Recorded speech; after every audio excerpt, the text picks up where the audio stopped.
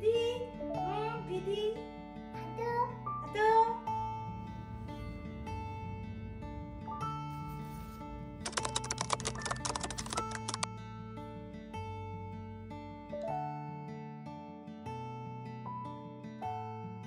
Hey everyone, welcome back to my channel. আশা করব তোমরা সবাই খুব ভালো আছো।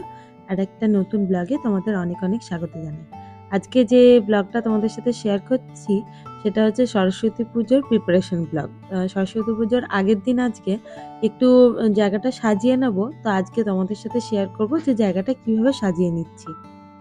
প্রথমে ভেবেছিলাম পুরো সরস্বতী পুজোটা একটা ব্লগেই দেবো, তারপরে এডিট করতে করতে দেখলাম অনেকটা বড় হয়ে যাচ্ছে ব্লগটা, তাই এটাকে দুটো পার্টে ভাগ করে নিয়েছি। প্রথমে প্রিপারেশনটা দেখাই আর পরের দিন শেয়ার করব সরস্বতী পুজোর ব্লগটা। এখন যে পরিমাণে বাইরে ঠান্ডা পড়েছে তাতে আর বাইরে বেরোনোই যাচ্ছে না জানো। তারই মাঝে একবার আমি গেছিলাম হবি লবিতে। এই হবি লবি দোকানটা একদিন তোমাদের সাথে শেয়ার করব। কি যে দারুণ দারুণ ক্রাফটের জিনিস পাওয়া যায়, আমার তো খুবই পছন্দের দোকান। তো ওখানে গেছিলাম একটু ডেকোরেশনের জিনিসপত্র কিনতে। ওখান থেকে এই স্ট্যান্ডটা কিনে এনেছি আর এনেছি জুটের দুটো কাপড়। সেটা দিয়েই ভেবেছি আজকে সরস্বতী ঠাকুরের ব্যাকড্রপটা সাজাবো। আজ তো শনিবার, তাই ডোডোকে দুপুরবেলা ঘুম পাড়িয়ে দিয়ে আমি এই প্রিপারেশনের কাজে লেগেছি। ওদিকে শুভব্রত নিচে কিছু একটা কাজ করছে। এবার সরস্বতী পুজো উইকেন্ডে হওয়াতে কিন্তু বেশ ভালো হয়েছে। কালকে তো বাড়িতে পুজো করবই, আর তার সাথে এখানে যে কমিউনিটি সেখানেও সরস্বতী পুজো হচ্ছে। তো একই দিনে পড়েছে, এটা খুবই রেয়ার কেস, এরকম তো হয়ই না।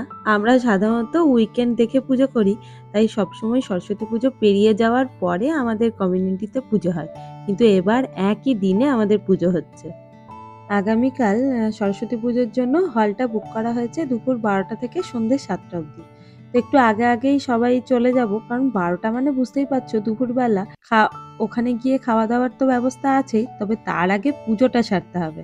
সেই জন্য সবাইকে একটু আগে আগে যেতে বলা হয়েছে, মানে ওই 12টার মধ্যে যেতে বলা হয়েছে। আর তার জন্যই আমি আগের দিন থেকে বাড়ির পুজোর প্রিপারেশনটা করে নিচ্ছি। প্রতি বছর তো বাড়িতে পুজো করি, আর সেটা আমি মিস করতে চাই না একদমই। আর তাছাড়াও এবছর পুজোটা আমার কাছে খুবই স্পেশাল, কারণ কালকে ভাবছি ডোডোর একটু হাতে খড়িও দিয়ে দেবো।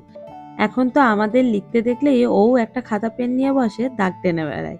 তো সেই জন্য ভাবছি যে দাগটা টানছে যখন, তখন হাতে খড়িটা দিয়েই দিই, ও আরো ভালো করে লিখুক। জানি ও এখন বড্ড ছোট, এখন স্কুল যেতেও অনেক দেরি, তবুও ও যখন লিখতে শুরুই করে দিয়েছে একটু আধটু, তাতে হাতে খড়িটা দিয়ে দেওয়াই ভালো। আমার কাছে জানো অন্যরকমও স্ট্যান্ড আছে, মানে একটু লম্বা ওভাল টাইপের স্ট্যান্ড আছে, কিন্তু সেটা এটার সাথে যেত না। আর আমি চাইছিলাম খুব বেশি লম্বাভাবে ব্যাকড্রপটা না বানাতে। আর এই স্ট্যান্ডটা যখন পেয়েই গেলাম তখন নিয়েই নিয়েছি। তবে এই জুটের যে কাপড়গুলো নিয়েছি সেগুলো দিয়ে যতটা ভেবেছিলাম পুরোটা ম্যানেজ করে নেব, সেটা করা যায়নি। তাই পেছনে প্রথমে একটা শাড়ি দিয়ে ঢেকে নিয়েছি, তার উপরে দিয়েছি এই জুটের কাপড়গুলো। এবার এই বিভিন্ন রকম ফুলের যে মালাগুলো আছে সেইগুলো দিয়ে সাজিয়ে নিচ্ছি। অন্য দিনের থেকে ঠান্ডাটা আজকে একটু কম, মানে ওই আর কি তুলনামূলকভাবে কম, মাইনাসেই আছে কিন্তু তাও। আর ভালো রোদ উঠেছিল, তো ডোডো একবার বেরিয়েছে ওর বাবার সাথে, দিয়ে একটু বাগানে ঘোরাঘুরি করে নিচ্ছে। তবে বেশিক্ষণ বাইরে রাখা যাবে না, প্রচন্ড ঠান্ডা, হাত পা কিন্তু বেশিক্ষণ দাঁড়িয়ে থাকলেই খুব ঠান্ডা হয়ে যাচ্ছে। দুপুরবেলা ব্যাকড্রপটা সাজিয়ে নিয়েছি, তারপরে আবার যখন ডোডো রাত্রিবেলা ঘুমিয়েছে তখন বাকি প্রিপারেশনগুলো করছি। ওই বই খাতাগুলো এনে রেখে দেওয়া, এইসব আর কি, একদম যেন সেট আপ করে রাখা। কাল সকালবেলা খুব তাড়াতাড়ি উঠতে হবে, কারণ সকালবেলাতে আমাকে একটুখানি পায়েস বানাতে হবে ঠাকুরের জন্য। তাছাড়া ভোগ বানানোরও চিন্তা ভাবনা আছে, মানে ওই একটু খিচুড়ি আর বেগুন ভাজা বানাবো। আর তার সাথে ফুলের মালা গাঁথতে হবে, শুধু আমার বাড়ির নয়, আমাদের যে কমিউনিটির পুজো হচ্ছে সেখানকারও। তো এইসব কাজ নিয়ে আমাকে একটু সকাল সকাল উঠতে হবে, তার জন্য আজকে সমস্তটা করে রাখার চেষ্টা করছি। আগের বছর সরস্বতী পুজো থেকেই ডোডোর বইও আমাদের সাথে অ্যাড হয়েছে। আমার কিছু বই, সঙ্গে থাকে শুভব্রতর একটা দুটো বই, আর এখন আবার ডোডোর বইয়ের সংখ্যা বেশি। এবার ইন্ডিয়া থেকে আমিও কিছু বই নিয়ে এসেছি, বাংলা বেশ কিছু বই নিয়ে এসেছি। ওগুলো তো এখানে পাওয়া যায় না, আর খুঁজছিলাম বিভিন্ন রকমের ছড়ার বই।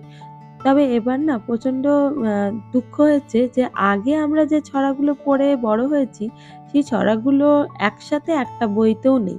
কটা ছড়া পড়ার জন্য আলাদা, আলাদা করে বই কিনতে হবে। তো যাই হোক সেইভাবেই আমরা কয়েকটা বই নিয়ে এসেছি। তবে আমার বন্ধুরাও ওকে কয়েকটা বই গিফট করেছে। তাই বইয়ের সংখ্যা এখন আরো দিন, দিন বেড়ে চলেছে ওর। এই যে ডেকোরেশনও মোটামুটি হয়ে গেছে আর পুজোর কিছু বাসনও উপরে উঠিয়ে নিয়েছি। কাল সকালবেলা খালি ঠাকুরকে বসালেই হবে। আর তো ভোগ বানানোর কথা আছে, সেটা দেখি সময় পেলে বানিয়ে নেব। মাঝে যখন একবার বেরিয়েছিলাম তখনই ফুল আর ফল কেনা হয়ে গেছে। যাই হোক এখন তো মোটামুটি সব প্রিপারেশনই হয়ে গেছে, শুধু এই আলপনা দেওয়াটা বাকি। রাত এখন ১২টা মতন বাজছে, এখন বসেছি আমি আলপনা দিতে। এটা হয়ে গেলেই ঘুমিয়ে পড়বো, আবার কাল সকালবেলা লাগতে হবে পুজোর জোগাড়ে। যাই হোক চলো, তোমাদের সাথেও আজকে এখানেই বিদায় নিচ্ছি। আশা করব তোমরা ছোট্ট ভিডিওটা এনজয় করেছো। ভালো লাগলে লাইক, শেয়ার আর কমেন্ট করতে ভুলো না।